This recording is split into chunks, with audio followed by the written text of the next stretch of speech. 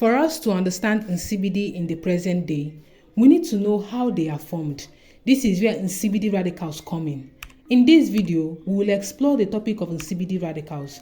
Make sure to stick around to the end because I'll be sharing the other uses of Nsibidi radicals. Hello, my name is Chinwendo from Ikenga channel. Here we talk about everything related to the Igbo culture and heritage.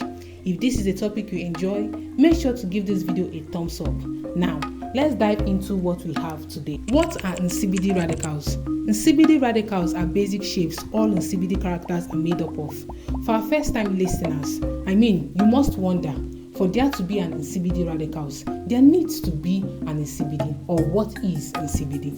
Nsibidi is an ancient system of graphic communication used by Africans. Its origin is dated back to 400 CE and to the Ejahan people of Northern Cross River found in Nigeria.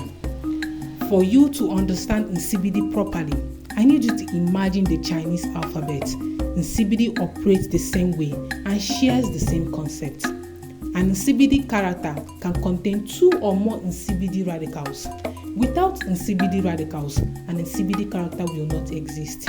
It's like wanting to write the word from, F-R-O-M. The different letters are synonymous with Nsibidi radicals, which come together to form an Nsibidi character. In this case, the word from. You must be wondering, how does Nsibidi radicals work? Well, the Igbo language have a lot in common with the Chinese language. They both have a lot of words that sound the same but have different meaning. These words are known as homonyms. The goal of Nsibidi radicals is to reduce the ambiguity and confusion that comes with homonyms. For instance, the Igbo word na means and in Igbo language, which is where Nsibidi radicals come in.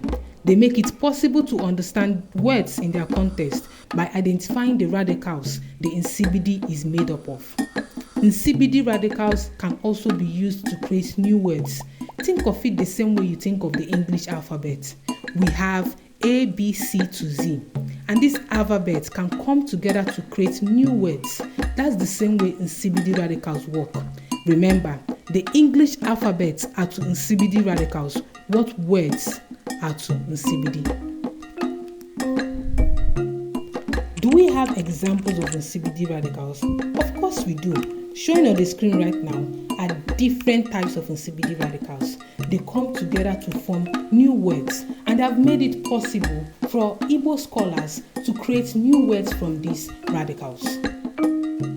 It will interest you to know that the use of Nsibidi radical is not limited to the formation of new words. Here are other creative things you can do with Nsibidi radicals. Number 1, design for clothing material. If you are someone that enjoys having creative, intricate, delicate, and unique designs on your clothing material, consider using Nsibidi radicals.